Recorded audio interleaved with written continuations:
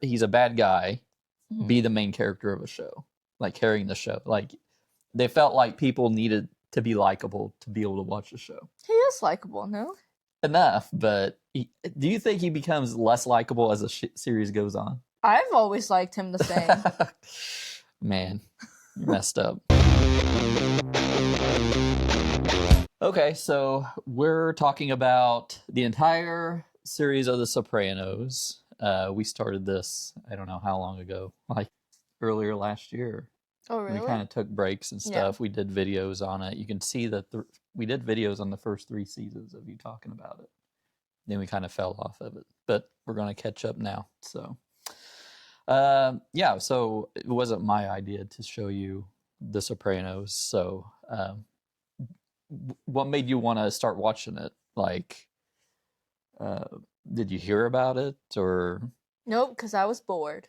You were just bored. I was just bored. No one ever told you about The Sopranos? I mean, other than you. Well, yeah, and then you're telling people you're watching The Sopranos, and they're like, "You haven't watched The Sopranos?" Yeah, I mean, it's like you're finally catching up after 20 years. Yeah, better late than never, I guess. But yeah, we're gonna just go season by season. I got some quick notes here, and just to kind of refresh your memory because we just watched that Wise Guy documentary on HBO. It kind of refreshed a little bit. Yeah, like it did. They went through like the course of it and everything. So I thought that was a good sort of refresher for that. But yeah, and this is kind of like me kind of watching it again after 20 years. Like it's been about 20 years since it ended. So I basically lived another half of my life watching this. So I kind of have like a different appreciation for it too.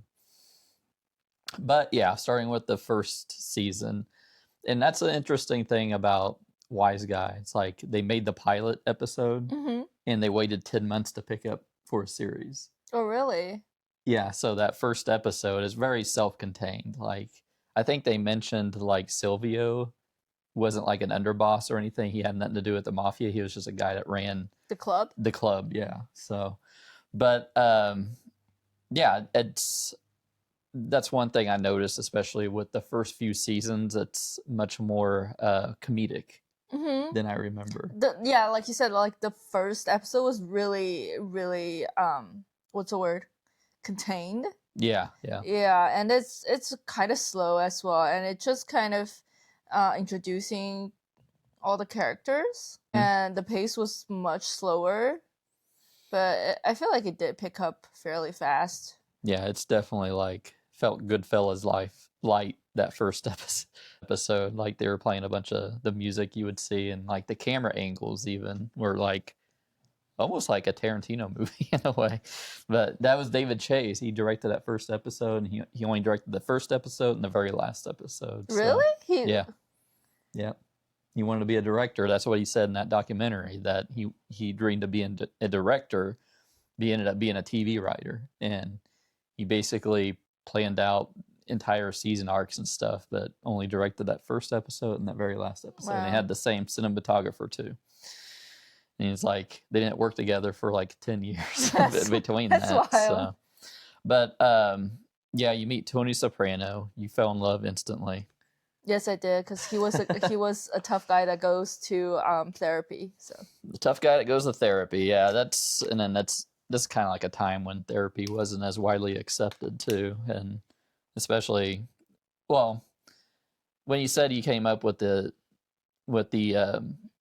premise, it was like a TV writer or something, or TV or a movie director who was going to therapy. Instead, he's like, "What? That doesn't sound compelling. Just make it a mafia guy." But yeah, and I think it starts with him going to therapy because he's having like blackouts. You can't have blackouts when in front of the guys. So you'll look weak. Yeah, exactly. And you know, he meets Dr. Melfi and everything, and it kind of just focuses on that first season, like, and it's the heart of the show for at least the first 2 seasons is like the mother-son dynamic, like how his mother affects him. Yeah, when Livia was still part of the show. Yeah, and I guess the panic attacks when you find out towards the end of the season is basically like the result of Livia's black hole personality. Now, I don't think I had like a big appreciation for Livia the first time I watched this because I was just stupid kid, like Yeah. like late teens, early 20s watching this, and I was watching it for the mafia, for people getting whacked and stuff. But then after seeing it again, like Livia is like the best part of the show, I think. Right. Especially like the whole reason, like the documentary said that David Chase was trying to write a story that's based on her mother. Yeah. And he does think that Livia was a good representation of what he's trying to, Well, after it aired, everyone was like, "That's your mom. That's your mom. You captured your mom perfectly." And he was the actress that played Livia. He's like, she was like perfect for the role. But yeah, and then they said in that documentary that one of the main writers and him were like bonding over their mothers, and then you're like, hey, I can get along with that. I'd be part of it too. Did you relate to Tony with the mom factor? Yeah, but I'm sure it's like TV effect on her too, because she is I want to say my mother was an ass doesn't have borderline personality disorder. Yeah, okay. Might just be a little harsh, but I don't know. Tiger mom, I mean. Not like wanting to kill you though. No. Not wanting to whack you like at the end of the season. Yeah, the first scene is like, the first episode where he has the ducks laying in the pool and everything, and he cries over the birds leaving the pool, and then I guess it symbolizes him, like fear of losing his own family, like they're all getting older and leaving the nest and everything.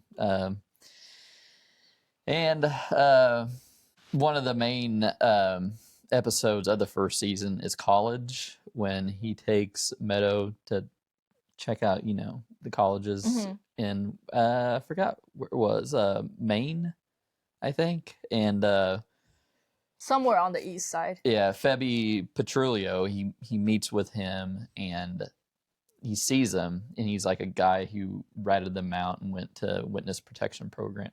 So he is that's like where I think that's, I guess, the turning point of the season, or even the series, is like the juxtaposition between him being a loving father and his daughter is like confronting him, are you in the mafia?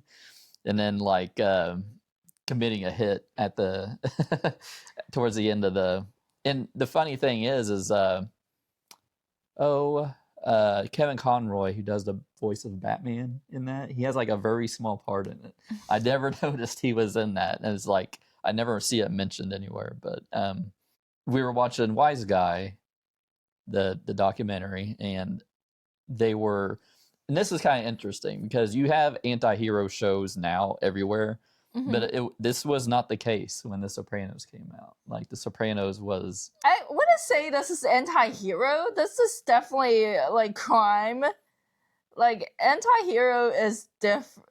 He's not a hero though. But in a way, well, he did for his family, for his family, for the mafia family, maybe. Well, it's different to have he's a bad guy be the main character of a show, like carrying the show. Like they felt like people needed to be likable to be able to watch the show. He is likable, no? Enough, but do you think he becomes less likable as the series goes on? I've always liked him the same.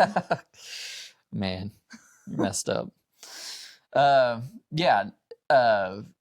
What did you think of that episode? Did that episode stand out to you? Yeah, it definitely does, because I feel like every time, I don't know, because I guess I'm trying to see Tony in a good light, because he goes to therapy and he was trying to be a good father and all that. So I try to like see the goodness of him.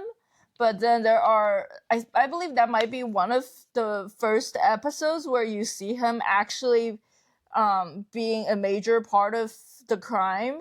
And it was So it was shot in a way that, you just cannot ignore the fact that he is, a bad person. Mm-hmm. But I also think, also like when we watched the documentary, one of the writers said they never create violence for the violence sake. All of things that happen, it's only because that matches the the character's personality and the storyline. That's why it happened. So in a way, if you were like the boss of a mafia family, that is something that you would do. That would make sense, right? But it definitely like kind of hit me.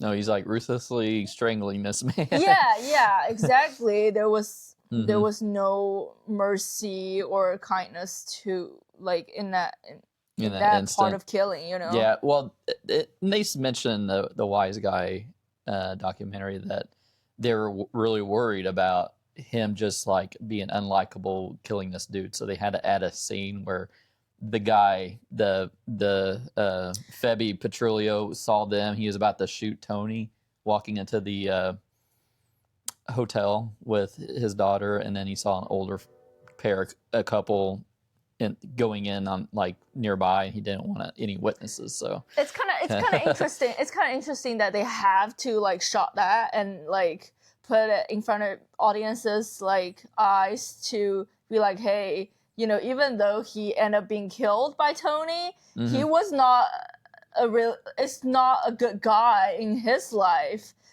But they have to like put it right in front of your face, otherwise you kind of like have a lot of sympathy for him. You're like you're thinking, oh, Tony killed an innocent guy or something, or a guy just trying to escape the lie. Yeah, but like in reality, what you don't really see is like none of them are right. Everybody has something going on in that line of business. But the season ends basically. It was the whole season's about Uncle Junior and Tony fighting for the top spot. Uncle Junior and Livia, they kind of conspire to kill Tony, and then he finds out. He gets a revelation from Dr. Melfi. He kind of makes him realize what is happening. He like goes ballistic on Dr. Melfi, and she kind of goes away for the first part of the second season, and then he's about to smother his mom with a pillow, and she's like having a stroke. Pretending to have a stroke, and then to get away, to avoid facing him, I guess. So, and it was originally supposed to end with him killing Nancy Marchand, and yeah, she had cancer and was wanting to stay on and keep working. She didn't want to just not work while she was sick, so he kept her on and seemed to be happy to keep her on. Because I'm kind of sad she died when she did, because I was really wondering where they were going to go with her storyline.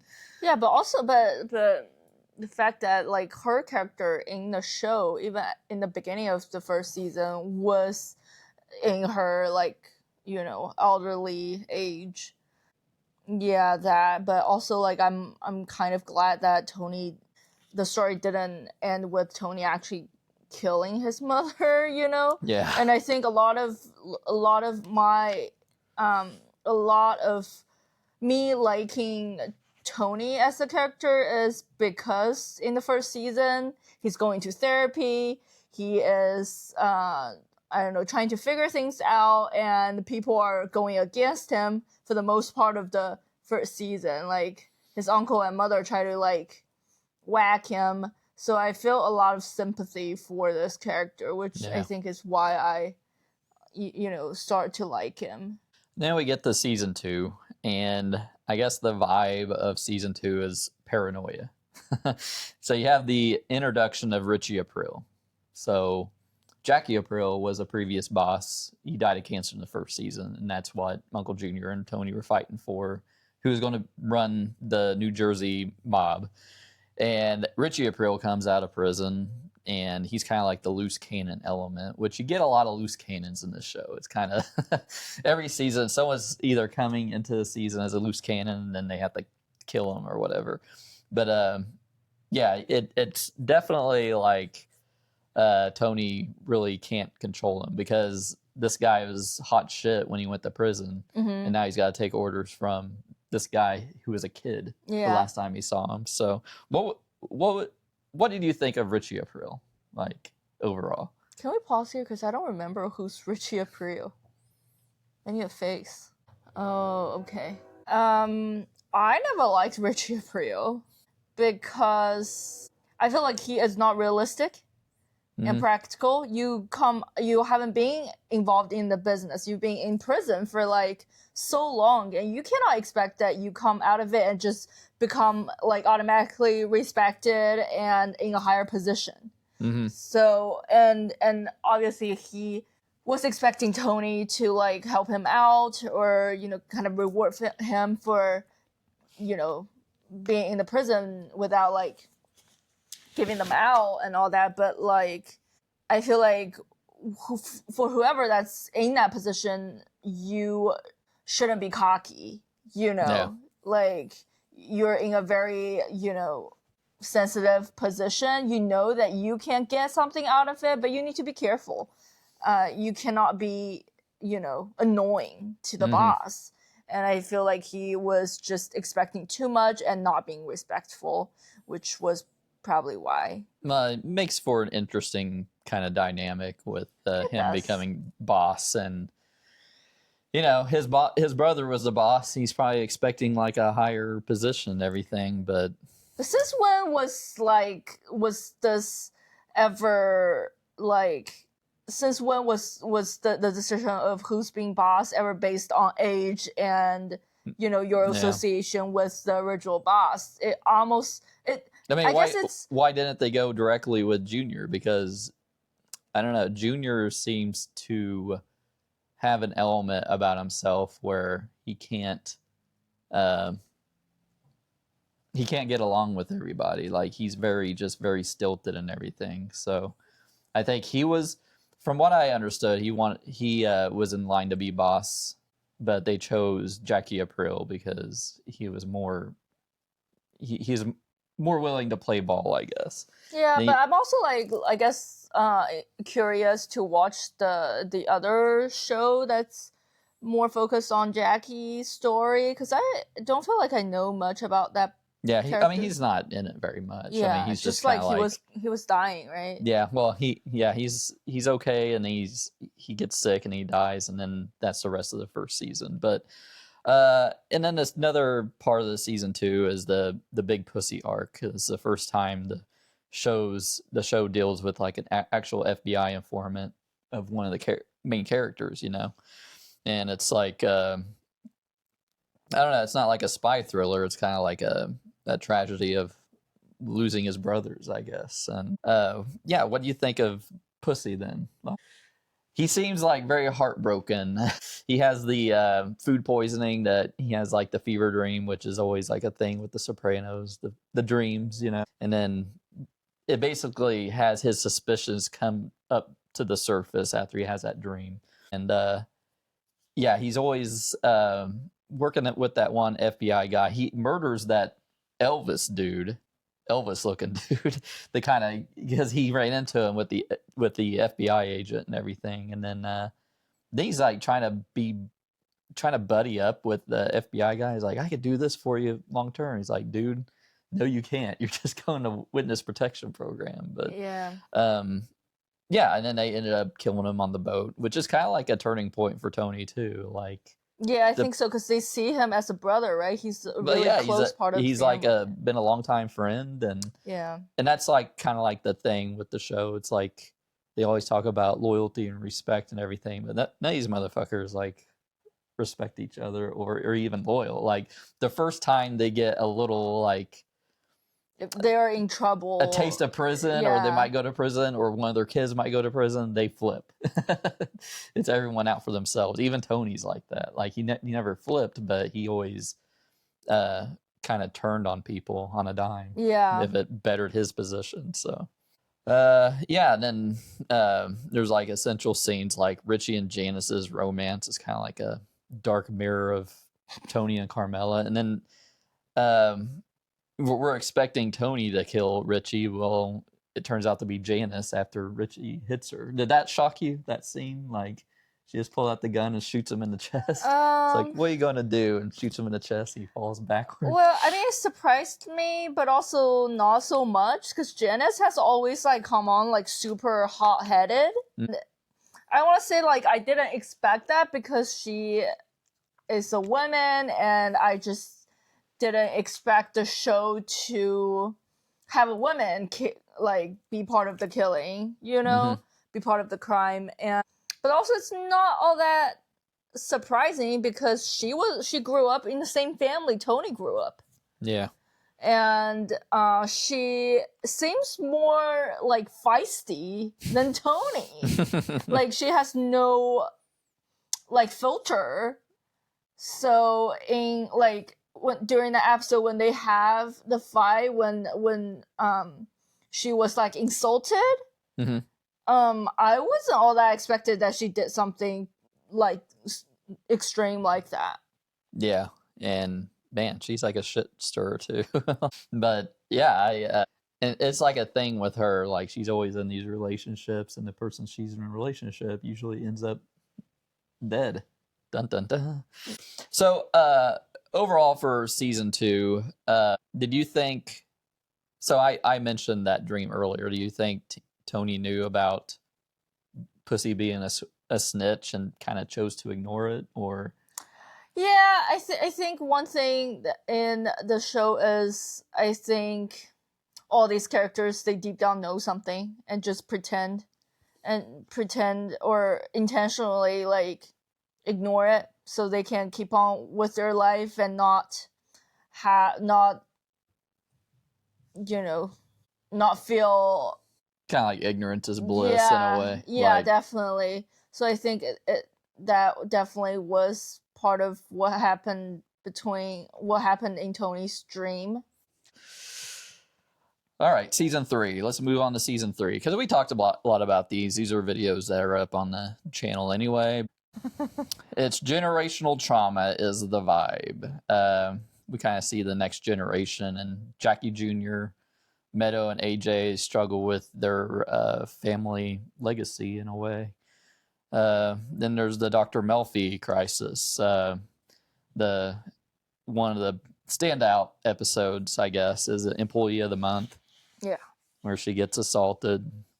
Yeah, I mean, they kind of focus on that too, where you were saying earlier, where they don't have violence for violence sake. It serves a purpose for that. And yeah, but also, I think I was also upset that something like that happened to Dr. Melfi. Of course, she showed like impeccable strength on dealing with the situation, but I'm like, what did Melfi do to deserve this? Like, it's hard to watch. Yeah, that's the thing. That shit happens to a lot of people, and hardly anyone deserves that, you know. And then, but yeah, it mentioned that with Lorraine Bracco, who plays Dr. Melfi, is like, she was getting pissed off, and he's like, well, finish the story, finish the script, and then it's like a character moment, a pivotal one, where she's choosing not to use Tony for vengeance. She's not going down that path. I know, but secretly, I really hope that, she says something to Tony, but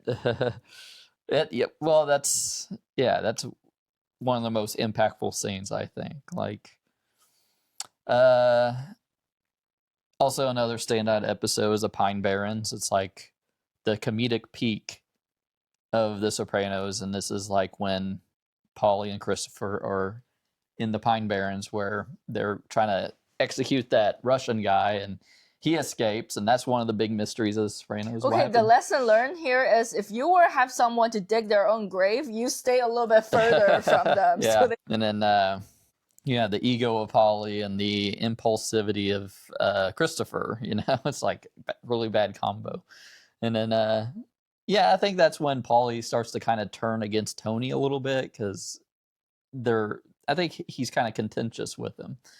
And he's like, because later on he's like talking to New York and stuff. And yeah, I think that episode is when you see Paulie in like a little bit different, especially like later on he also have so many problems with Christopher. Yeah. And that episode really just shows like the bad side of him coming out when in a situation like that. They were, I guess it was a life or death moment, right? Who survives? They were eating ketchup, like packet ketchup, to survive that like freezing night, and it really was like one for themselves. And then he's like, got mayonnaise there. He's like, mayonnaise. Tony is, and he's but like, he does act like an old child sometimes. Yeah. He's like stunted growth. Also, we get another hothead character that comes in. That's Ralphie. Ralph Cifaretto. Yeah. And another pivotal scene is where he kills his stripper girlfriend. And is that what really made you hate the character? I know you I never liked that Ralphie as a character when he first appeared. I don't know. It's just something about him. It's like, you know how I like Tony as a character, because I feel like he has some controlling him. I mean, obviously he had to do those terrible things for, the family, to keep the family business. But I feel like Ralphie is just too wacky. Like, I feel like he had no principle and no control of himself. Well, and he's really coked out and he psychotic. went like really far and just not care at all. So I never really even liked that character a bit. You don't think he's a interesting, like, throwing in the wrench sort of character of Tony, like? I guess I kind of see like the useness of his character as, it's just another guy that's off base and out of control, and Tony will have to make some decisions to deal with this guy. I guess it has always, I feel like he exists to help Tony's character develop. Well, he's also dating Jackie Aprile's widow. He's dating everybody, I feel like. Yeah, well, he kind of does. And then he kind of inspires Jackie Jr. to rob that card game, which ends up with him getting killed. Of course, Tony kind of gets back at him where he's like, it's your decision. So he basically, orders the hit on Jackie, Jackie Jr. So, yeah. And that's just like terrible. Part of just terrible person. Yeah, that's like the next generation sort of thing where Meadow is dating him at the time too. Yeah, and I guess I still see like Jackie Jr. as a kid. Yeah, that guy. I don't know. I didn't like that actor. Like, he seemed like really off. Like he just wasn't a very good actor. But maybe that was the point, like talking like this, like kind of like a Kermit voice. I personally didn't get that, but like I understand. Like he's trying to play the part of like a mafia guy, and it's also possible that the kid of a previous boss doesn't.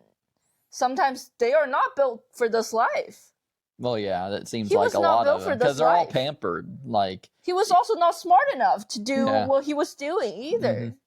Yeah, they're all too pampered, and the people who got into it were kind of like, had a lot of street smarts, had to survive that and way. Even like for his dad Jackie, he never wanted Jackie Jr. to be part of the crime.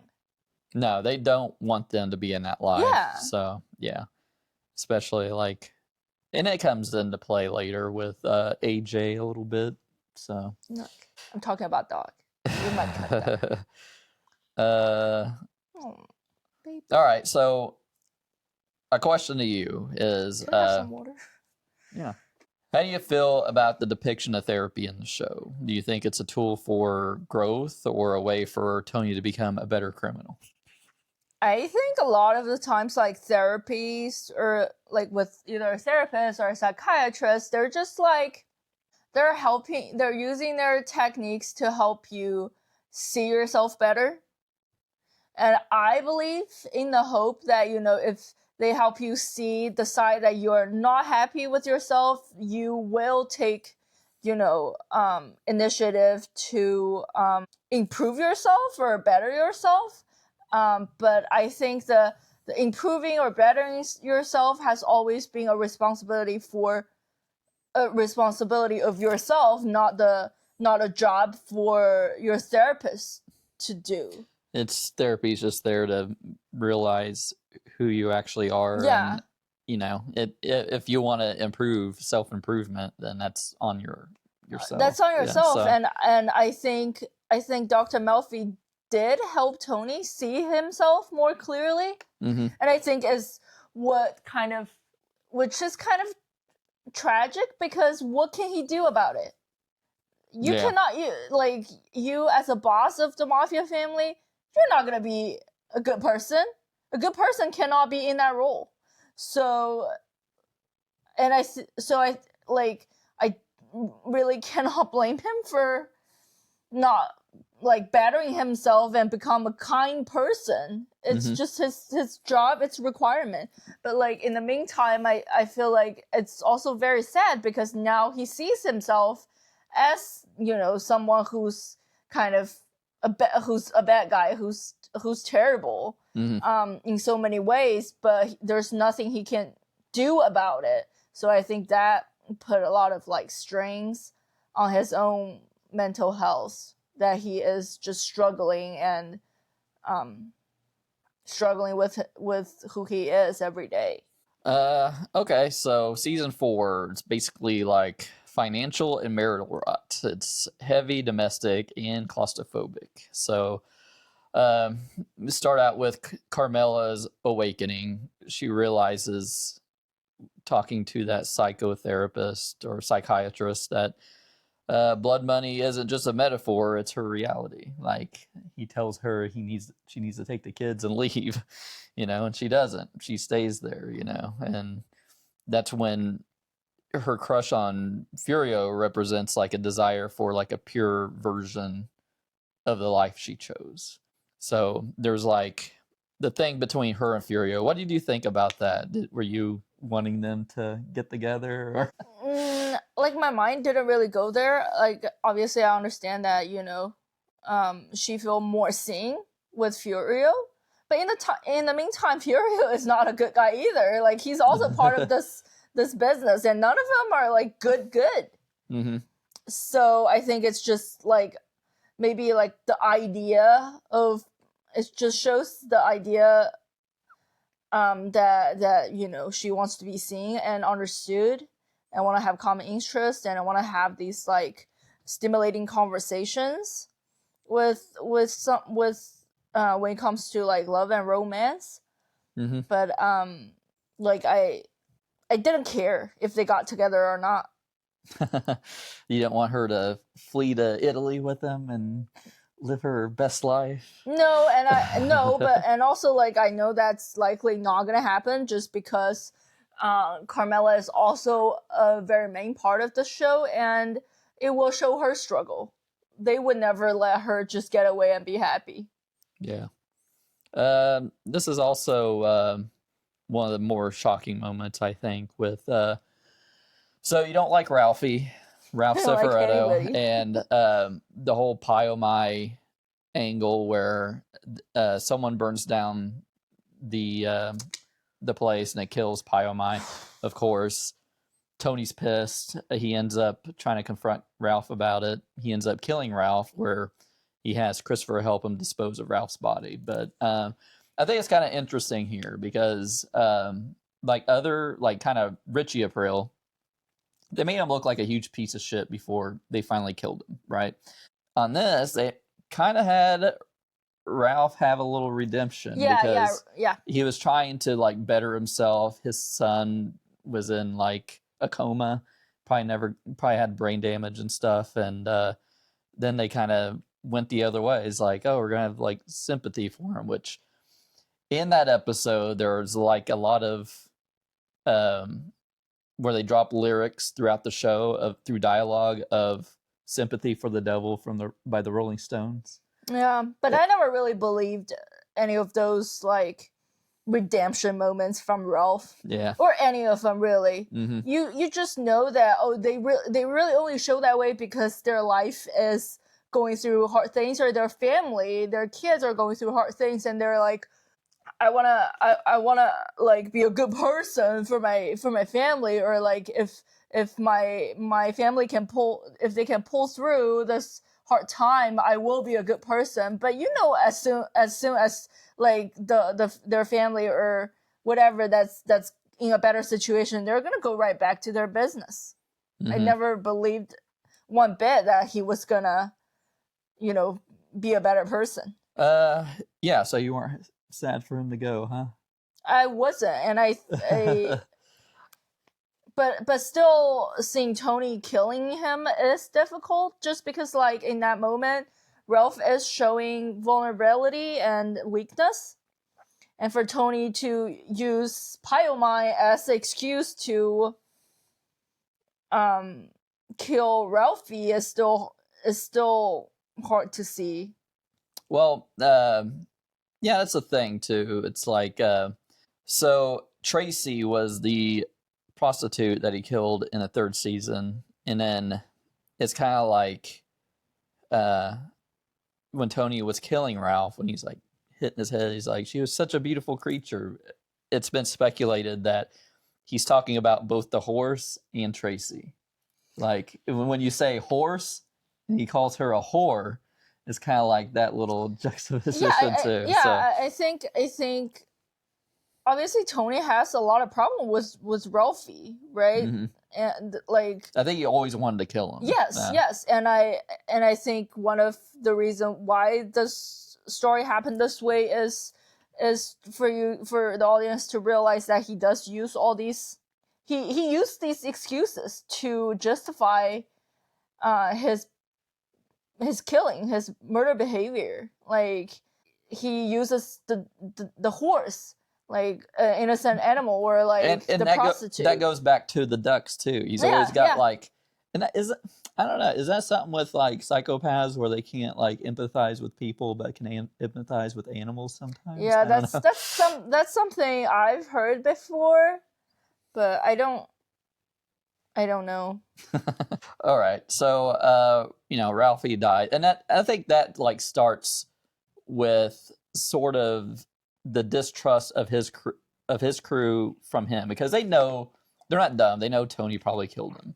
Yeah, and the thing is like, Ralphie was a top earner. He made a lot of money, and then that didn't even protect him. So they're like, the fuck. So that's probably a reason why they're kind of turning rat, or they don't trust the leadership, I guess. So it's interesting. So with the Furio Carmela thing, there's like ample opportunities for. There's like that one scene where they were drinking and stuff, Furio and Tony and stuff, and there's like a propeller, and he was about to shove Tony into a propeller to kill him, but then he didn't, and he basically just like flees to Italy. You never see him in the show again, and that's when Whitecaps. That's like the finale where they have like a huge blow up between Carmela and Tony almost hits Carmela because she admits that she was in love with Furio. She was trying to piss him off in that moment. She was having an emotional affair with Furio, but yeah, they get a rise out of him, and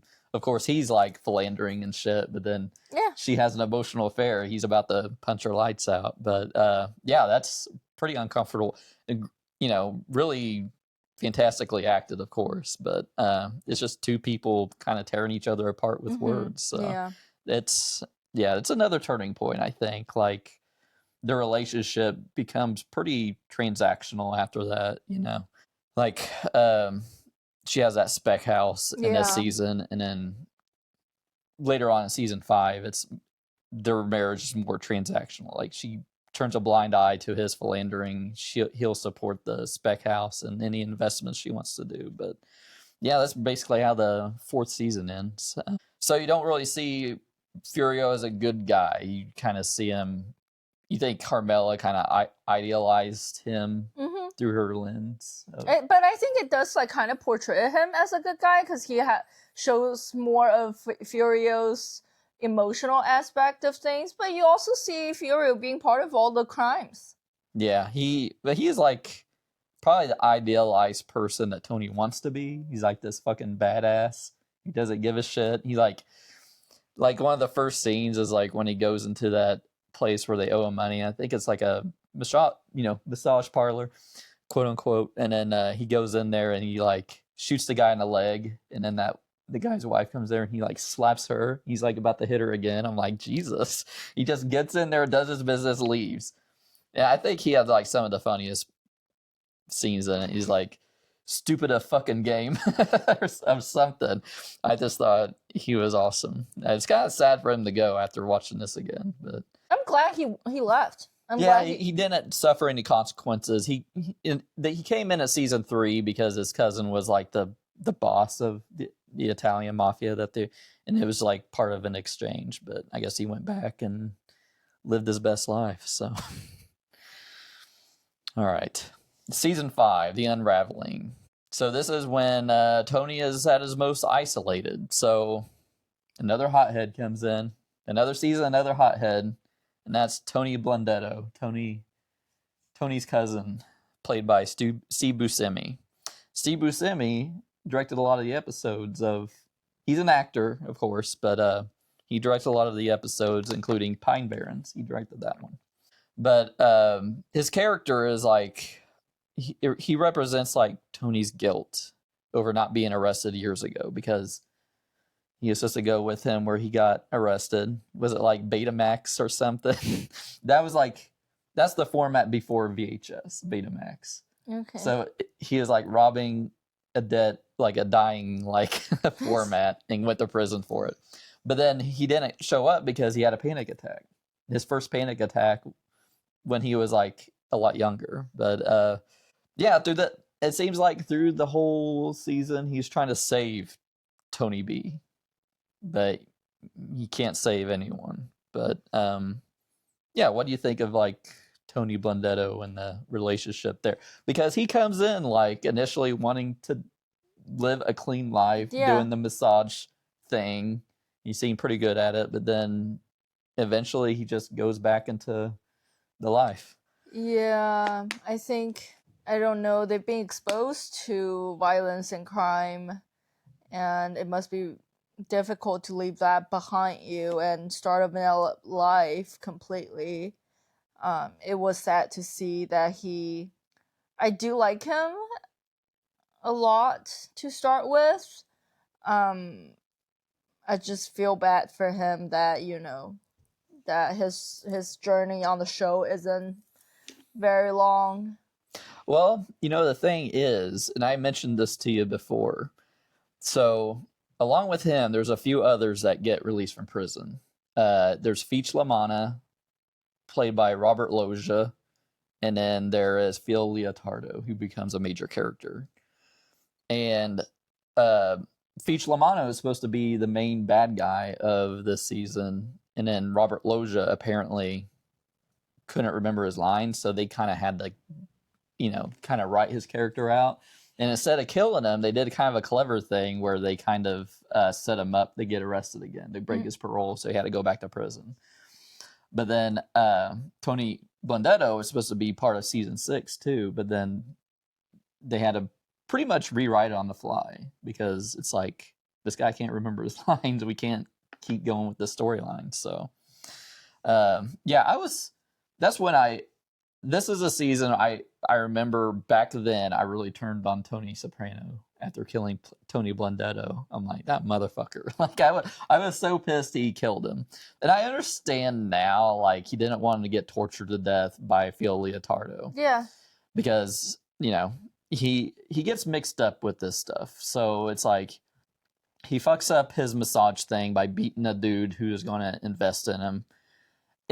I don't know. Like, the season, I think, is one of the weaker ones after watching it again, because I understand they had to rewrite on the fly, but it's like a lot of, like, they had to do a lot of work to get him to that point. Yeah. To the other point. It's to push the story development, and you can't, and it's normal for shows this long and sophisticated to have a weaker season. It's normal. Yeah, and I think, well, what happens is it affects the rest of the series, too, with Phil Leotardo, because he kills Phil Leotardo's little brother and almost kills Phil. Yeah. So that, it has a long-term effect to that. Yes. But aside from Tony B, we get another big scene, and that's from long-term parking, where, you know, Adriana's drive with Silvio and like the false hope the show gives right before the end. So the whole Adriana thing, it happens for several seasons. She gets tricked into talking to FBI.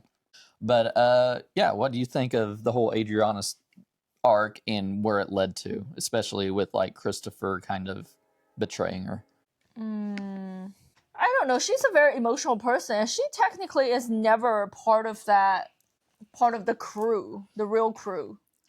Mm-hmm. She only knows so much because she was part of the business of the club, as well as Chris's girlfriend. But her relationship with Chris has always been so toxic. Yeah, he's horrible to her. Yeah, they're not great together, and I'm not so surprised that Chris like turned on her.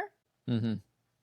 After seeing that family at the gas station, he seems like he was going to turn. And then he goes to get gas, and he sees that one guy with a bunch of kids, and he's like, I don't know if I could do that. I choose this life for that life. Yeah, you know? and I kind of knew, because he is weak. Like, he cannot...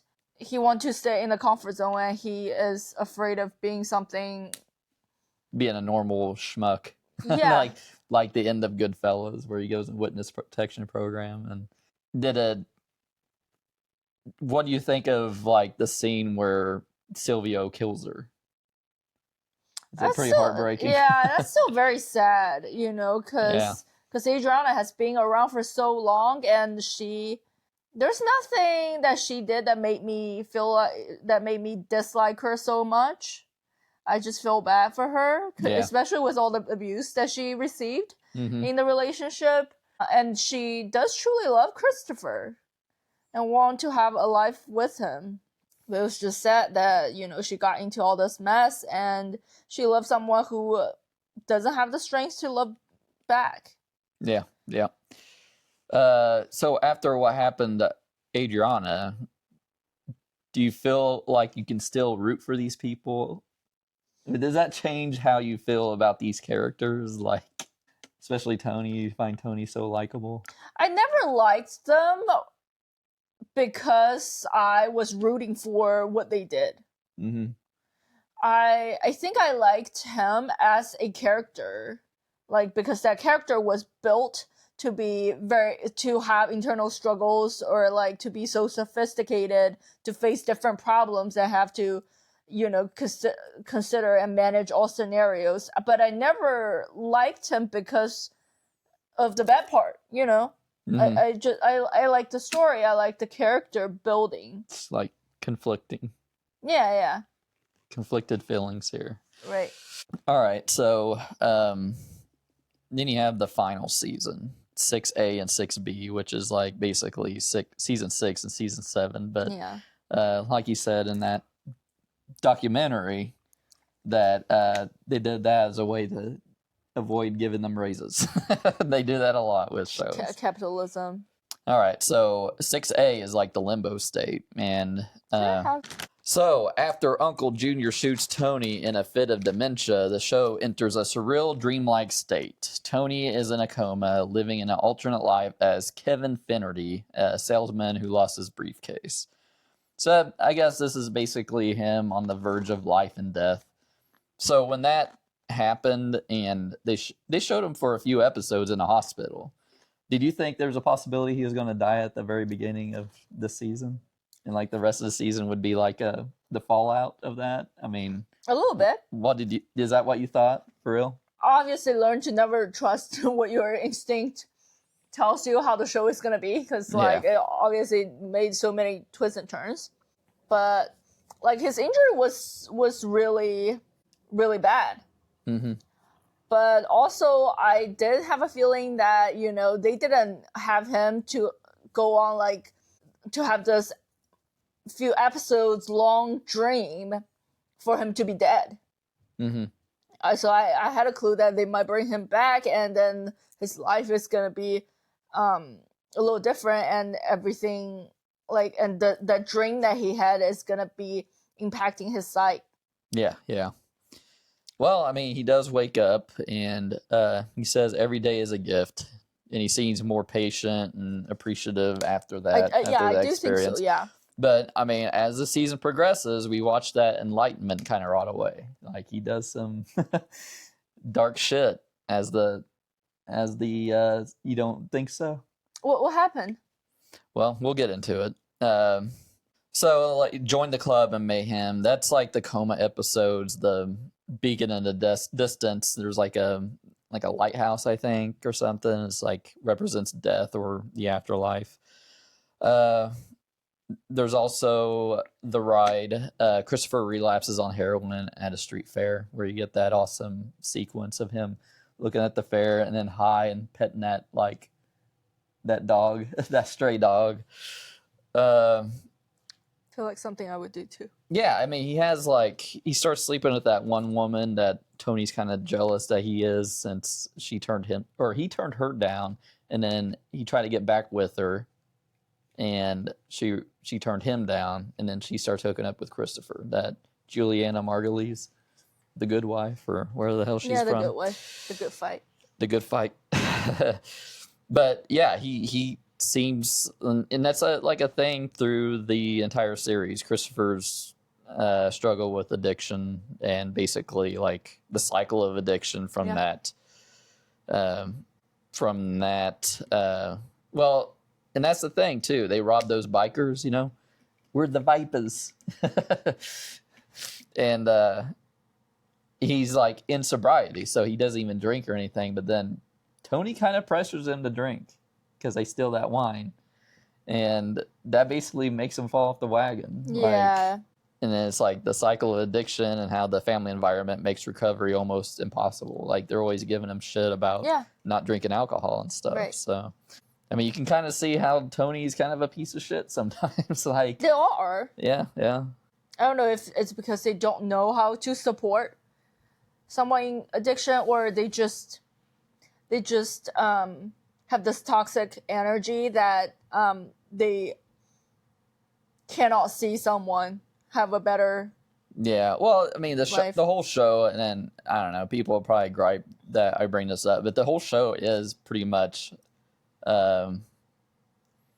like toxic masculinity. Yeah. It really is. It's like, then I was like, oh, this is badass. I'm like early teens, early 20s, and I'm like, but then I see it for what it is now. It's like emotionally stunted men who barely men, like they're fucking each other over for like money, and you owe them money. They're funny and everything, but once you owe them money, then the hell with you. Yeah, I think the whole story is very sad. Mm-hmm. It's like it's comedy, but it's sad. Well, it's that's dark. what he says. It's like, this is how he sees America as a whole, really. Like, it used to be good, and now it's kind of like everyone's fucking each other over for more money or whatever. But Cold Stones. Carmela goes to Paris. While she's looking at ancient ruins, she realizes how insignificant their Jersey drama is. Yet she returns and goes right back to status quo. But yeah, you have that, and then you have I think the season ends with Phil Leotardo having a heart attack, and they're kind of like making bygones be bygones, because he's still holding a grudge about Tony Blundetto not being able to do his thing with him.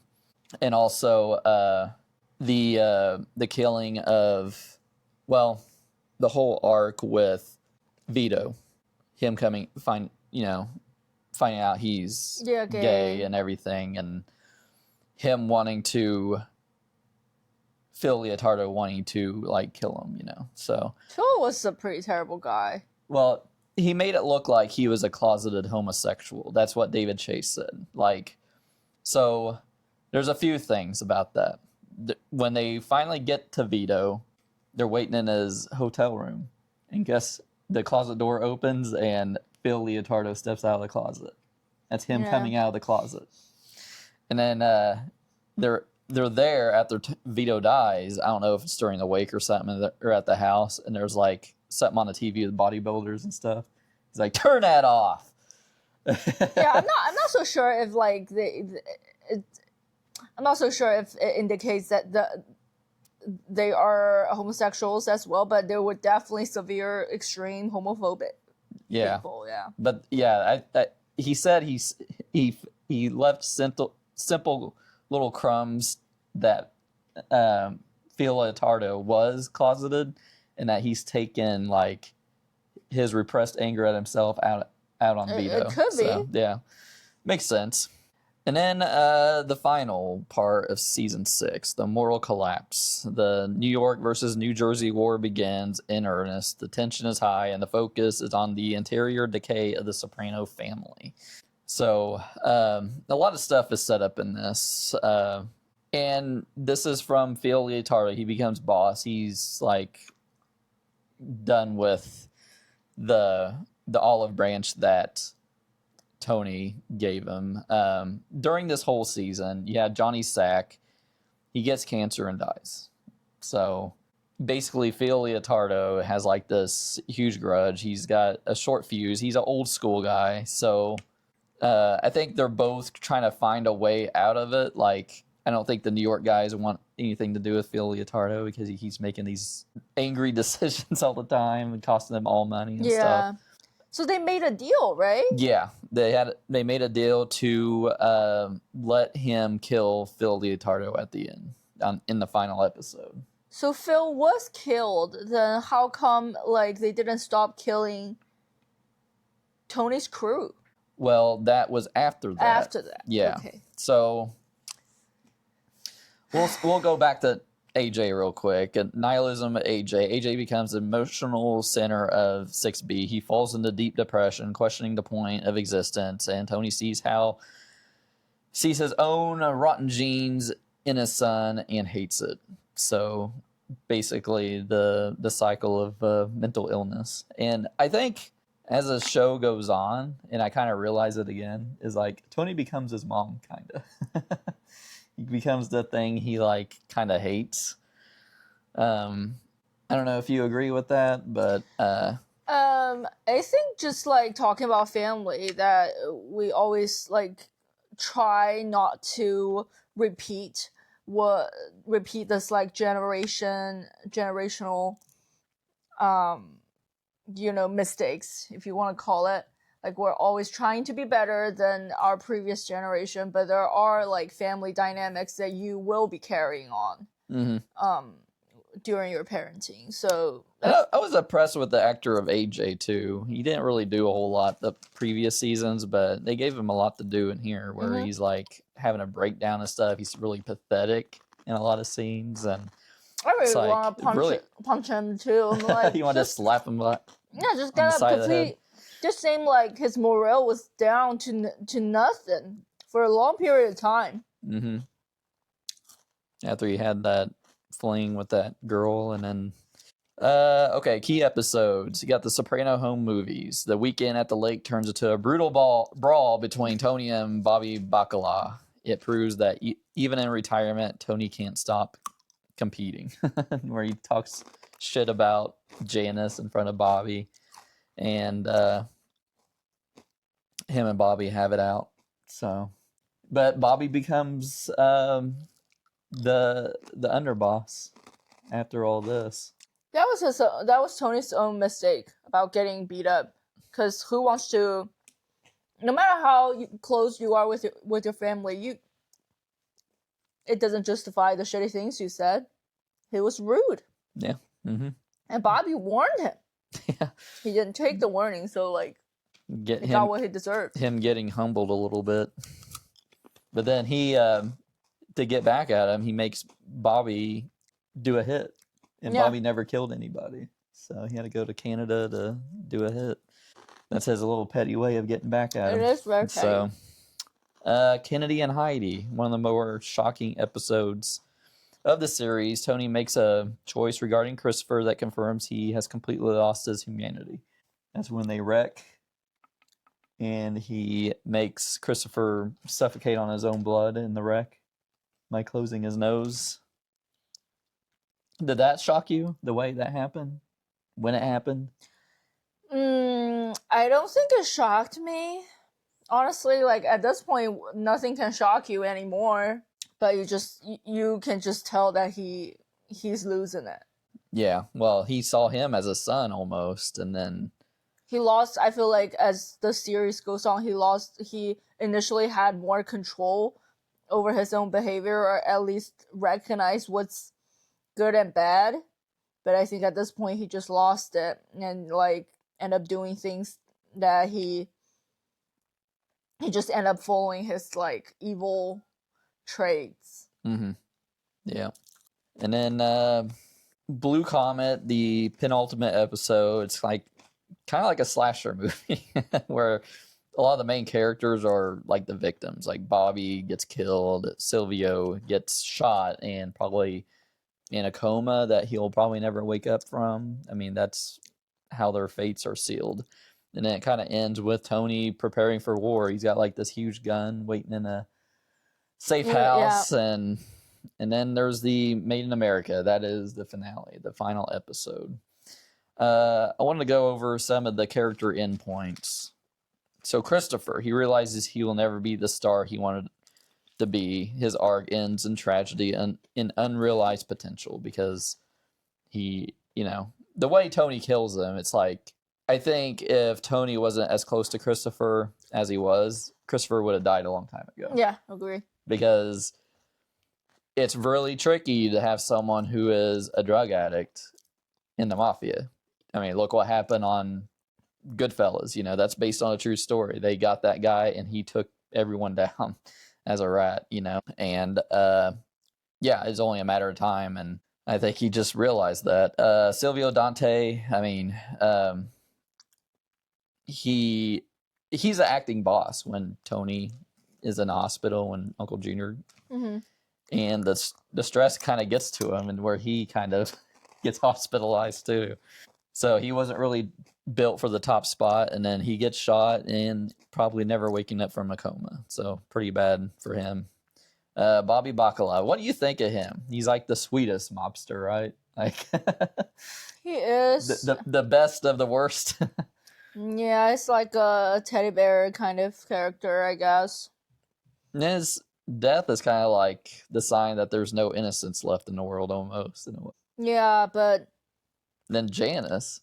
Also, like, he Bobby did bad things too, just because part of his life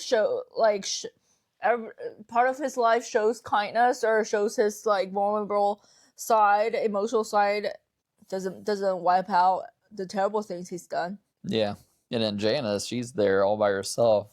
Her ex-boyfriends are dead, her husband is dead, just like, wow.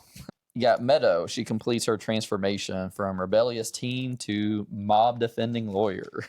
Tony is always wanting her to do something outside of that, become a doctor, do something good. And then she's basically in the family that way. Like, she's going to be the lawyer of the family business now? Yeah, pretty much. She becomes a protector of the family's crimes in a way. So kind of like never escape it, And then there's Dr. Melfi, the Blue Comet breakup. She finally reads the study suggesting that therapy just makes sociopaths better at manipulating. What do you think about that? I mean, that's basically when she stopped seeing them, Like, they finally have their last session and Made in America. You think that's true? Especially in the case of Tony? I think it could be true. And, like, for therapy, it's always, always goes both ways. You choose a therapist, and the therapist has to choose if they want to see you or not. If they don't think the sessions are making or going, in a good way, they can like end sessions with you at any time. And I think that's what happened when she feel like all these years of therapy didn't made him worse, maybe. Or like, or didn't help him She's as just, she has hoped. I mean, you see that part where she refuses to use him as vengeance for Employee of the Month, and then she's like, am I putting even more bad into the world? So, yeah, kind of like the way she can justify just stopping it, you know, even though he's probably fascinating to talk to. How her therapist is always asking about. All right, so Made in America, the final scene is when they go in the diner and Don't Stop Believing is playing. It's like they keep rationing up the tension with people coming and leaving, and it's like, is someone trying to kill them and stuff? And then it's always like showing from his perspective. He's looking up to see who's coming through. He sees AJ, he sees Carmela. And then before he looks up and for when Meadow comes in, and it just goes to black and it sits there. So you were confused when it happened. I was confused, but I wouldn't say like, you know, it's... I know that my reaction was, what? Right? But like, I wasn't all that confused. I know that it was coming to an end. Mm-hmm. And it's just like, I feel like in history, I haven't seen how like shows or movies end that way. Well, people are still talking about it today, you know, like that's, if you had him just like killed or something or on camera and stuff, like there's no mystery to it, you know? Yeah, and I think I was not really surprised, but it's more of a relief for me. Yeah. Because obviously, like you can't help but feeling nervous about what's gonna happen, right? Mm-hmm. You know, it's pushing to the end, and it's like a big relief when it's like, okay, this is over, or like you don't have to be emotionally engaging in their life story anymore. Yeah. But you didn't really have any theories about that, like it signifying death, just going to black. Like, obviously, if you try to like think it more logically, there are a lot of clues and a lot of, you know, like crumbs you can pick up and make up your own theory of what happened. But I just simply choose not to follow those, not to like spiral down into a rabbit hole and figure out. That's the fun part, though. But I think sometimes like when we watch a movie, you're like speculating what happened and all that, and we've done that in the past, but I feel like for this show, like I'm happy to leave it just there. Yeah, a lot of the consensus is that he was killed, like the guy coming out of the bathroom in the members only jacket shot him. Yeah, and I could accept that too. And there's a few reasons why, and I'll just go over them real quick. Like, there's several times in the series where, since Meadow was with him, he isn't killed. Kind of like the university episode where you had that one guy, he's about to shoot Tony, but he was with Meadow and stuff, and Meadow was seen as his guardian angel, but she took so long to park, his guardian angel wasn't there to protect him, because if she would be sitting right next to Tony. Parking. Yeah, learn to parallel park. That's that's the lesson to note from all 7 seasons of The Sopranos. But she'd be sitting right there, and the guy wouldn't have shot him because she was in the way. Yeah. But they also the whole family could have been whacked. Yeah, well, they killed Phil Leotardo, and they think this is speculation. Like, the way Phil Leotardo died is in front of his family. And they thought they saw that as inappropriate, so to get even, they would kill Tony in front of his family because. But I also don't understand. Didn't they made a deal? They did, but then, like Phil Leotardo was saying in that final season, it's like cut off the head and make a deal with the rest. And they think that's what happened with the New York after they got rid of Phil. It's like, okay, what they did with Phil and how he was killed, like brutally, his head got smashed and ran over and stuff. That we can't have, that's like disrespect to them. So they have to kill Tony because Tony's like being difficult. And then they would use like Patsy Parisi or or Polly, Mm-hmm. and they would run things because Polly. So another thing is like the Aprile crew, like Jackie Aprile is in charge of this crew. He became his boss, gets cancer, dies. Mm-hmm. Richie Aprile takes over the crew. He dies. Some other dude takes over the crew. He dies. Then Ralphie takes over the crew. He dies. And then Bobby takes over the crew. He dies.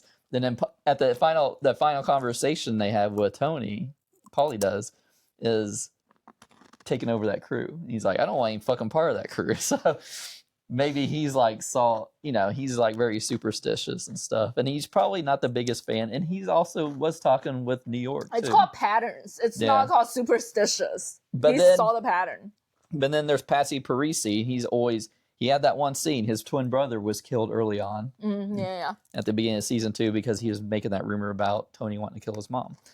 And he was about to shoot Tony that one time. And he's got a grudge too to hold against Tony. So and he's kind of like in the background too. He doesn't have any major storylines, but that was the final scene of the show. Everyone's still talking about it. We're still talking about it, but yeah, when I saw it in 2007, it was kind of like a weird shock. Just thinking like the cable went out and stuff, and then it just like the credits appear. I mean, it was like one of the most anticipated finales of all time. I believe you.